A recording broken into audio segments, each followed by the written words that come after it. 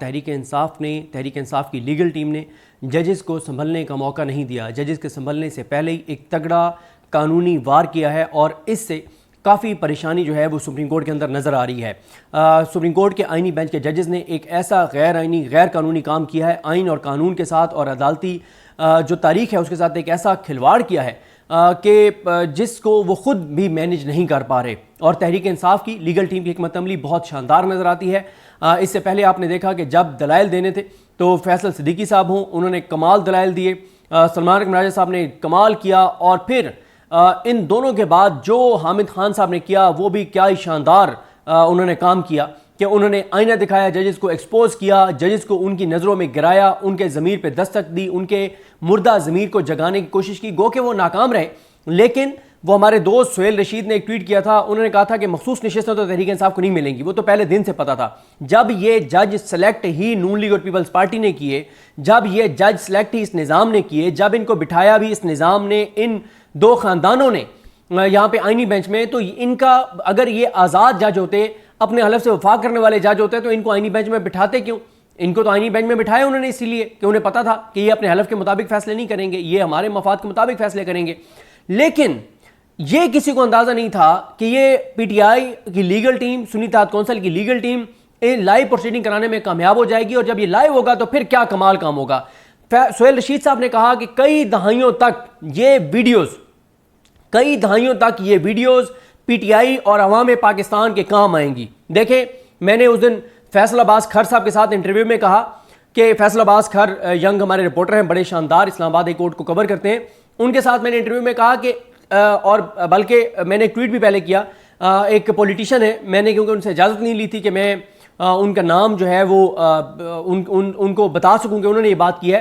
तो हम असदुल्ला खान साहब के घर बैठे थे तो उन्होंने कहा कि चंद शख्स आईनी ओहदों पे बैठे हुई चंद शख्सियात की वीडियोस की कीमत पूरा मुल्क चुका रहा है, पूरा मुल्क उनकी वीडियोस की कीमत चुका रहा है। देखें किस किस की वीडियो है, किसके पास है, ये तो तफसील किसी को नहीं पता, और कौन कौन अपनी वीडियो की वजह से कंप्रोमाइज्ड है और अपने हलफ से गद्दारी कर रहा है, ये तो एक अलग चैप्टर है। क्योंकि पता नहीं है ना कि कौन वीडियो की वजह से मैनेज हो रहा है, कोई करप्शन फाइल की वजह से मैनेज हो रहा है, कोई किसी और वजह से मैनेज हो रहा है, ये तो नहीं पता कि किस किस की कितनी वीडियोस हैं। लेकिन ये जो वीडियोस हैं, जो ओपन वीडियोस हैं, जो लाइव प्रोसीडिंग वीडियोस हैं, ये कई दहाइयों तक अवाम पाकिस्तान के हाथ वो चीज़ लगी है कि लोग इन जजेस की आने वाली नस्लों को भी दिखाएंगे कि ये कर रहे थे तुम्हारे दादा, तुम्हारे नाना, ये था तुम्हारा बड़ा जो ये कर रहा था। ये चीज़ इतनी शानदार है, पाकिस्तान को इससे बहुत फ़ायदा होने जा रहा है और बहुत पाकिस्तान को फ़ायदा होगा इससे।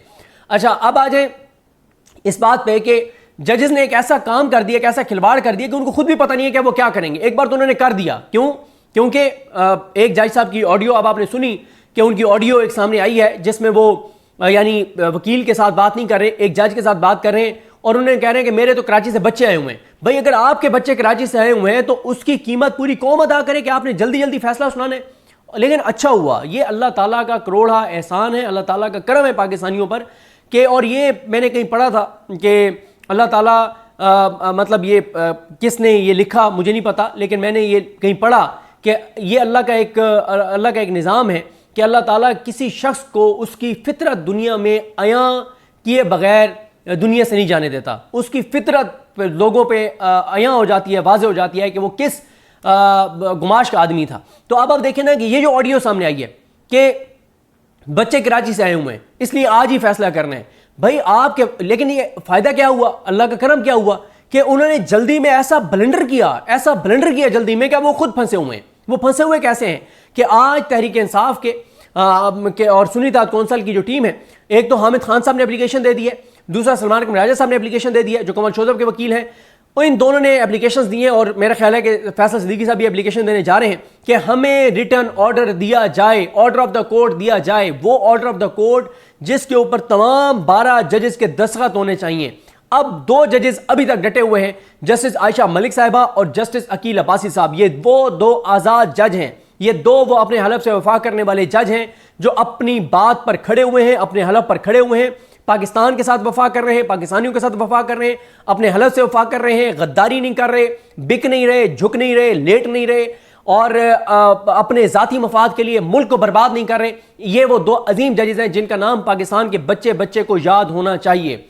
अब और इसी तरह से इस्लामाबाद हाई कोर्ट के भी 5 जजेस के नाम बच्चे ये मैं लफाज ही नहीं कह रहा, ये मैं अल्फाज नहीं कह रहा, ये मैं कोई हवाई बात नहीं कर रहा। मैं आपको बार बार ये दरख्वास्त कर रहा हूं, अपने छोटे छोटे बच्चों को इस्लामाबाद हाई कोर्ट के 5 आज़ाद जजेस के नाम याद करवाएं, अपने बच्चों को सुप्रीम कोर्ट के आज़ाद जजेस के नाम याद करवाएं, अपने बच्चों को बताएं कि तारीख के इस वक्त कौन अपने हलफ के साथ खड़ा है और कौन अपने हलफ की से गद्दारी कर रहा है। ये ज़रूरी है बच्चों को ये याद कराना। और फिर वीडियोज़ बनाएं, बच्चों की वीडियोज़ बनाएं, वो सोशल मीडिया पर डालें कि देखें जी अल्हम्दुलिल्लाह मैंने अपने बच्चे को ये बता दिया है, मैंने अपने बच्चों को पाकिस्तान की कहानी सुना दी है, मैंने अपने बच्चों को पाकिस्तान की कहानी याद करा दी है, मैंने बता दिया कि पाकिस्तान के अंदर इस वक्त क्या हो रहा है। सुने ये वीडियो कि मेरे बच्चे को इस्लामाबाद हाई कोर्ट के 5 जजेस के नाम जो हैं वो आते हैं। ये बहुत ज़रूरी है, ये बहुत ज़रूरी है।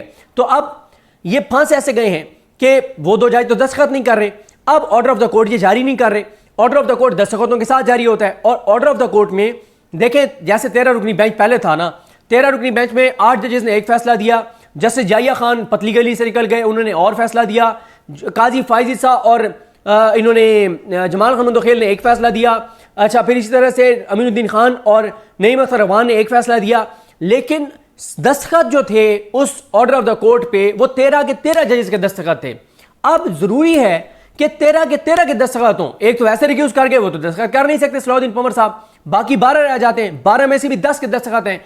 अब तहरीक इंसाफ ने इनको फंसा लिया है, तहरीक इंसाफ की लीगल टीम ने इनको फंसा लिया है। जज बड़ी ऑकवर्ड पोजीशन में है। एक तो अभी इतलात ये है कि जजेस को हुकूमत ने कहा है कि आपने छुट्टी पे नहीं जाना, आपने मौजूद रहना है। ये हम 27वीं तरमीम जब करने जा रहे हैं, कोई ऐसी चीज़ ना हो जाए, कहीं कोई ऐसा मामला ना हो जाए, कोई ऐसी पटिशन ना चली जाए जिसको फौरी तौर पे सुनना पड़ जाए, चीज़ों को करना पड़ जाए। एक तो उनको छुट्टियों पे जाने से रोक दिया गया है कि आपने पाकिस्तान के अंदर रहना है, पाकिस्तान से बाहर नहीं जाना, हुकूमती जो जजेस हैं, ताकि जब तुम्हारी ज़रूरत पड़े तो तुम्हें फ़ौरन बुला के और अदालत अगर लगानी पड़े तो लगाई जा सके।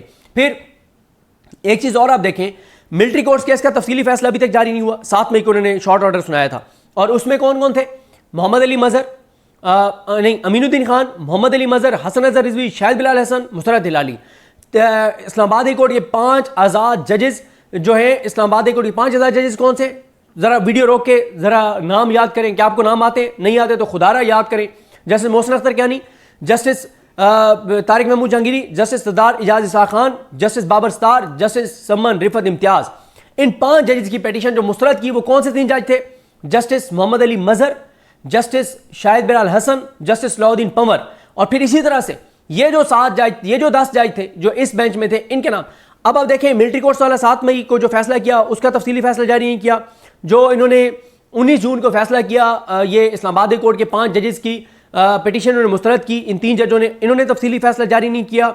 ये जो अब ये जो मखसूस नशिस्तों का शॉर्ट ऑर्डर है वो ऑर्डर ऑफ द कोर्ट जारी नहीं किया। अंदाज़ा लगाएं, अंदाज़ा लगाएं, अंदाज़ा लगाएं किस तरह के मामला चल रहे हैं। बल्कि मैं पढ़ रहा था आज ट्वीट किसी का, मैं वो दोबारा देखूंगा। लाहौर हाई कोर्ट ने 1 हफ्ता या 10 दिन हो गए, इमरान खान साहब की 9 मई वाली जमानतें मुस्तरद की हैं जस्टिस शहबाज रिजवी ने और तारिक बाजवा ने, अभी तक ऑर्डर जारी नहीं किया। क्यों नहीं किया? ताकि सलमान सफदर साहब सुप्रीम कोर्ट ना जा सकें। ये जजेस फैसले तो कर रहे हैं, उसके बाद शॉर्ट ऑर्डर तो कर देते हैं। शॉर्ट ऑर्डर क्या करते हैं कि इमरान खान के खिलाफ हम फैसला सुनाते हैं, हम इमरान खान की दरखास्तें मुस्तरद करते हैं या हम हुकूमत की दरखास्तें एक्सेप्ट करते हैं। ये तो सुना देते हैं, ये तो आसान है। लेकिन उसके बाद जब सफ़े काले करने पड़ जाते हैं ना, जब आपको लिखना पड़ जाता है, वो तो तारीख में हमेशा रहेगा वो फैसला। अब इनको समझ नहीं आती कि हम लिखें तो लिखें क्या, करें तो करें क्या। अब ये नहीं कर पा रहे, तो ये बड़े बुरे तरीके से फंस गए हैं। और इसी तरह से अब एक और मामले में फंसे हुए हैं। ICA फाइल कर दी हुई है इस्लामाबाद हाई कोर्ट के 5 जजेस ने। वो ICA ये नहीं लगा रहे। और मैं कुछ ट्वीट्स रखना चाहता हूं आपके सामने, कोर्ट रिपोर्टर्स के, जल्दी। ये बहुत इंपॉर्टेंट पॉइंट्स हैं जो मैं आपके सामने रखना चाहता हूं। इसमें कुछ चीज़ें जो आपको बड़े समझने की ज़रूरत है और आगे लोगों को एक्सप्लेन करने की ज़रूरत है। जिन लोगों को उस तरह से नहीं पता, आप लोगों को बताएं। ये बहुत ज़रूरी है। ये मत कहें कि हमने अदालतों में बात नहीं करनी। ये बहुत ज़रूरी है कि आप अदालतों पर लोगों को बताएं, आप अपने दोस्तों को बताएं। आप जहां बैठे पहले 5 मिनट अदालतों पे बात करें। और अदालतों, एक तो ओवरऑल आपको पता है ना, कोई वो आपको मेरे बताने से या किसी कोर्ट रिपोर्टर के बताने से नहीं पता चलेगा कि इस वक्त अदालतों की हैसियत और औकात क्या है। वो तो आप सारों को पता है, पूरे पाकिस्तान को पता है। लेकिन जजेस के नाम बताना ये आपकी जिम्मेदारी है, ये आपके ऊपर फर्ज है, ये आपके ऊपर कर्ज है। हमें बताना है लोगों को कि कौन कौन से जज अपने हलफ से वफा कर रहे हैं, कौन कौन से जज पाकिस्तान के साथ खड़े हैं, कौन कौन से जज पाकिस्तान के अवाम के साथ खड़े हैं। यह बताना हमारा फर्ज है, यह कर्ज है हमारे ऊपर। अब कोर्ट रिपोर्टर मरियम नवाज खान साहबा कहती हैं कि छुट्टी के दिन ट्रांसफर करके इस्लामाबाद हाई कोर्ट लाए गए 3 जजेस जस्टिस सरफराज डोगर, जस्टिस खादिम सोमरो और जस्टिस आसिफ को छुट्टी ही के दिन आसिफ जरदारी ने मुस्तकिल करके सिक्योर कर लिया है, क्योंकि गुज़िश्ता रोज़ सुप्रीम कोर्ट में एक ऐसी दरखास्त दायर हो गई थी जिससे हुकूमत के पूरे प्लान को धचका लग सकता था। वो है इंटर कोर्ट अपील जो 5 जजों ने फाइल की, उस पर 7 रुकनी बेंच बनना है। वो बेंच बनना है आयशा मलिक साहिबा की सरबराही में, उसमें अकील अब्बासी साहब ने होने हैं। और इनको ये डर था कि कहीं उस अदालत में दो तो ये जज सबको पता है कि अपने हलफ से वफा करने वाले हैं, आयशा मलिक साहिबा और अकील अब्बासी साहब, 2 और जो है उनके ज़मीर थोड़ा सा जाग ना जाए। 4 ने अगर स्टे दे दिया तो ये तो सारा मामला रुक जाएगा, जस्टिस डोगर तो मुस्तकिल नहीं हो सकेगा, और ये 3 जजेस को काम से ना रोक दिया जाए फिर तो इमरान खान के केसेस लग जाएंगे। तो इसलिए इन्होंने जरदारी से नोटिफिकेशन करवा दिया कल सीनियरिटी का, और दूसरी तरफ आज अभी तक इन्होंने इंटर कोर्ट अपील नहीं लगाई इन जजेस की जो इन्होंने दायर की है। वो लगाना ज़रूरी है, वो बहुत ज़रूरी है, जिसमें उन जजेस ने कहा था कि अभी उस फैसले को मुअत्तल किया जाए।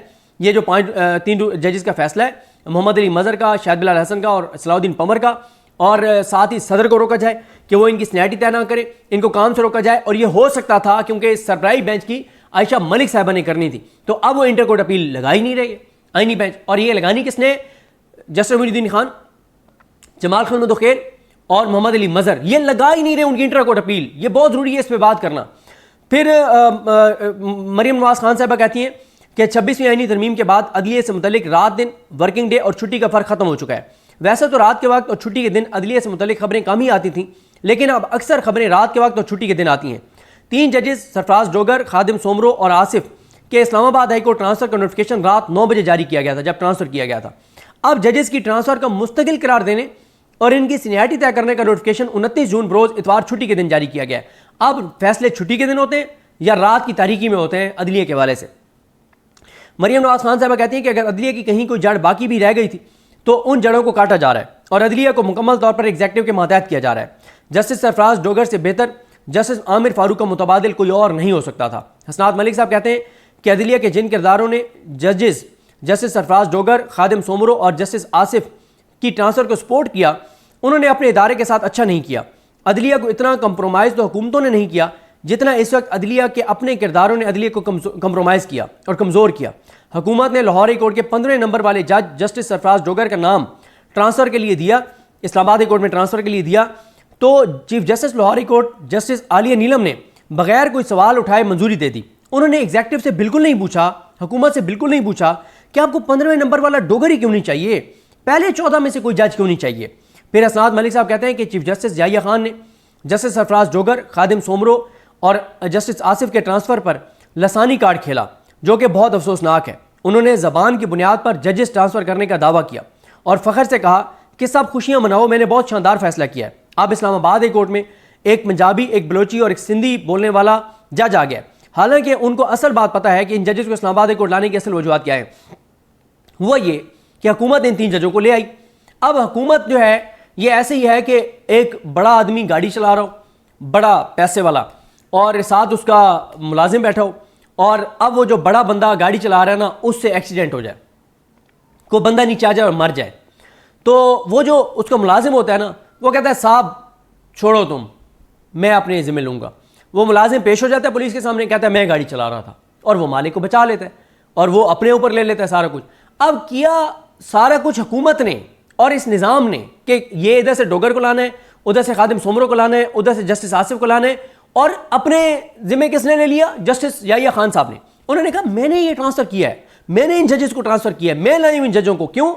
इनमें एक बलोची बोलने वाला जज है, इनमें एक सिंधी बोलने वाला जज है, इनमें एक पंजाबी बोलने वाला जज है। जश्न मनाओ, खुशियाँ मनाओ, मैंने बड़ा कमाल काम किया है, कोई खुदा का खौफ करें।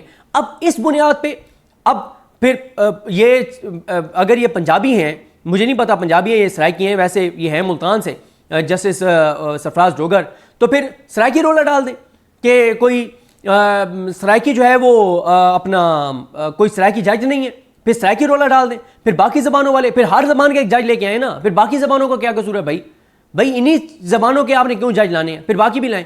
इससे ज़्यादा शर्मनाक मौक़िफ़ क्या हो सकता है कि इन जजेस को इसलिए लाए हैं कि ये मुख्तलिफ ज़बानें बोलने वाले हैं और ये खूबसूरती है।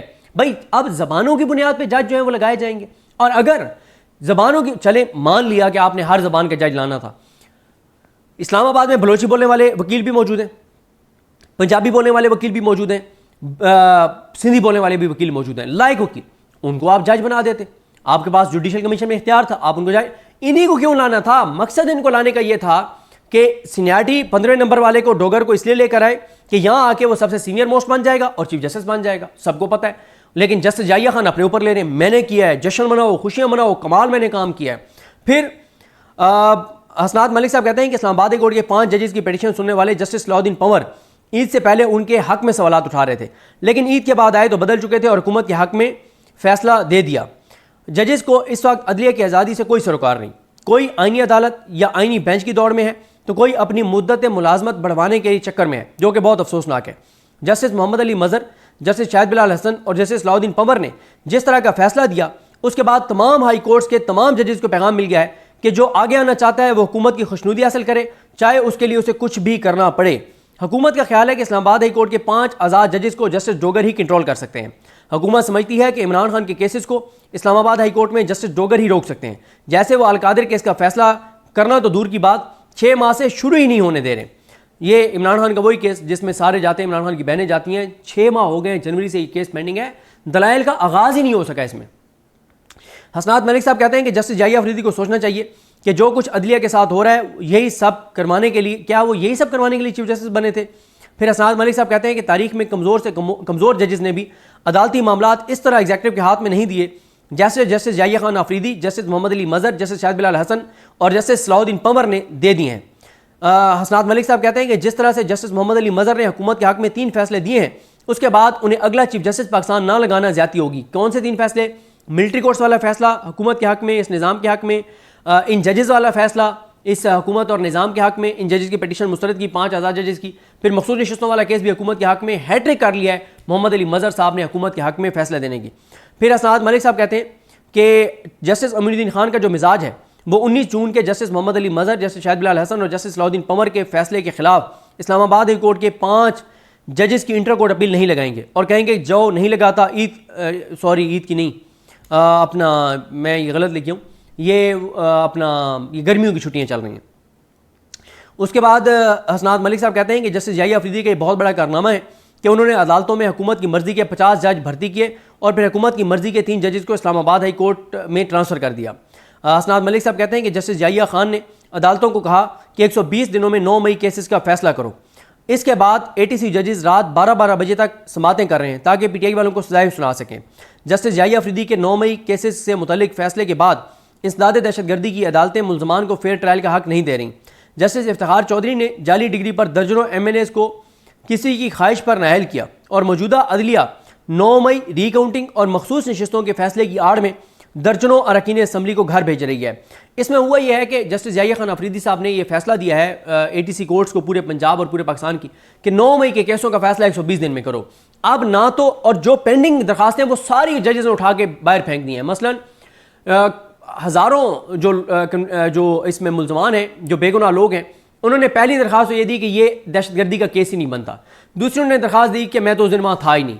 तीसरी उन्होंने दरख्वास्त दी कि मेरे खिलाफ कोई शवायद नहीं है, मुझे बरी किया जाए। चौथा उसने कहा कि मेरे खिलाफ 20 FIRs हैं, 20 शहरों में FIRs हैं, मैं तो एक जगह पे था, अगर था भी तो। लेकिन जस्टिस जाहिया खान साहब ने ये कहा है अदालतों को कि लानत भेजो इन सारी चीज़ों पर, इनको बरी नहीं करना PTI वालों को, ना इनकी कोई दरखास्तें सुननी है, सीधी कन्विक्ट करो, सीधा फैसला सुनाओ। भाई फैसला सुनाने का मतलब कन्विक्ट कर रहा है।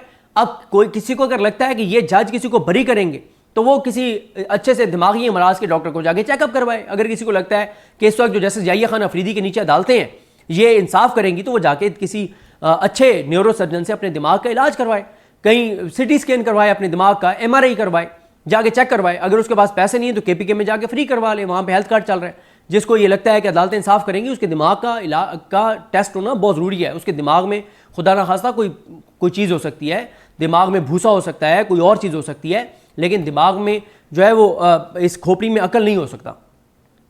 हसनात मलिक साहब कहते हैं कि जजेस अपने ज़ाती मफाद की खातिर जो कुछ अपने इदारे के साथ कर रहे हैं आखिर में इनके हाथ में भी कुछ नहीं आएगा और इनको ऐसे ही ट्रीट किया जाएगा जैसे सरकारी मुलाजमीन को ट्रीट किया जाता है। अदलिया आज से 3 साल पहले जहाँ थी वहाँ से बहुत नीचे गिर गई है और जजेस ही इस गिरावट में सहूलतकारी कर रहे हैं। 27 जून का मखसूस नशिस्तों का फैसला सुनाने वाले 27 जून के मखसूस नशिस्तों केस का फैसला सुनाने वाले जजेस ने 8 फरवरी के इलेक्शन का सारा गंद अपनी झोली में डालकर अपने सर ले लिया है। हसनात मलिक कहते हैं कि सियासी जमातें अदालती फैसलों से ख़त्म नहीं होती, पीटीआई के खिलाफ फैसला देने वाले 10 जजेस ने पीटीआई का नहीं अपना और अपने इदारे का नुकसान किया है। हसनात मलिक साहब कहते हैं कि मखसूस नशिस्तें छीनने के फैसले पर काजी फाइज ईसा के बल्ले छीनने के फैसले से ज़्यादा तनकीद हो रही है। यह फैसला पाकिस्तान की जमहूरियत को बहुत नुकसान पहुँचाएगा। इससे बड़ा जुल्म क्या है कि जिन जमातों ने 3 सीटें हासिल की उनको 11 मखसूस नशिस्तें मिल गईं। हसनात मलिक कहते हैं कि पीटीआई के नाकदीन भी कह रहे हैं कि मखसूस नशिस्तों के केस के फैसले के बाद पाकिस्तान में जमहूरियत इतनी पीछे चली गई है कि अब पाकिस्तान को वापस आने में बहुत टाइम लगेगा। हसनात मलिक साहब कहते हैं कि आईनी बेंच इस निज़ाम के लिए जितनी खिदमात सर अंजाम दे रहा है और इन जजेस को इस आईनी बेंच को आने वाले 14 अगस्त पर सितारे जुर्रत या किसी और आला एजाज़ से नवाजा जाना चाहिए। आईनी बेंच के कुछ जजेस सर पकड़ रहे थे लेकिन उनको फैसला हुकूमत के हक में ही देना पड़ा। हाइब्रिड निज़ाम के लिए इस आईनी बेंच की खिदमात को कभी नहीं बुलाया जा सकेगा। और आखिर में मतीउल्लाह जान साहब का उन्होंने एक कमेंट किया अपने व्लॉग में अहमद अदील सरफराज साहब के साथ इंटरव्यू में। उन्होंने कहा जस्टिस अमीनुद्दीन खान ने जिस तरह का फैसला दिया है उससे तो लगता है कि उनका इस मुल्क और इसके इदारों में कोई स्टेक नहीं है। जिस बर्तन में हमारे जजेस खाते रहे हैं बहुत से जजेस उसी बर्तन में छेद करते रहे हैं, जिस चाक पर बैठे हैं उसी को काटते हैं। ये मतीउल्लाह जान साहब ने कहा अहमद अदील सरफराज साहब के साथ प्रोग्राम में। तो ये जनाब सूरत हाल है, जजेस फंसे हुए हैं। अब ये ऑर्डर ऑफ द कोर्ट जारी नहीं कर पा रहे क्योंकि उसके ऊपर 12 जजेस के दस्तखत नहीं है और 2 जजेस साइन नहीं कर रहे। और ये सबसे बड़ा वो मामला है जिसमें जजेस बुरे तरीके से फंस गए हैं। मुझे अपनी दुआ में याद रखें। अल्लाह करीम हम सब का हामी नासर हो। अल्लाह हाफ़िज़।